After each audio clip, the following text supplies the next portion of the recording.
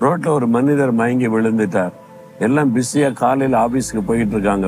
ஒரு ஆளு பாருங்க, பைக்கில் போனால் டக்குன்னு நிறுத்தினாரு. அந்த ஐயாவை தூக்கி அப்படி உட்கார வச்சாரு. பக்கத்து கடைக்கு ஓடி போற சோடா வாங்கிட்டு வந்து மூஞ்சில தொளித்து குடிக்க கொடுத்து, ஏயா சாப்பிடாம வந்தீங்களா, நான் ஏதாவது வாங்கி தரட்டுமா, பயப்படாது, உங்களுக்கு ஒன்னில்லைன்னு ஆறுதல் படுத்தி தைரியப்படுத்தி அவரை அனுப்பினார். அவர் ரொம்ப நன்றி ஐயா அப்படின்னு சொல்லிட்டு அவர் கேட்டாரு, நீங்க கிறிஸ்தவரா என்பதா கேட்டார். எப்படி கேக்குறீங்க, இத்தனை பேர் போறாங்க வர்றாங்க, ஆனா கிறிஸ்தவங்களுக்கு தான் இந்த மாதிரி உதவி செய்யணும் எண்ணம் இருக்கும் என்பதாக அவர் கேட்டார். உண்மையிலே ஒரு தேவனுடைய பிள்ளை. ஒரு காலத்துல அப்படி சாட்சி இருந்தது.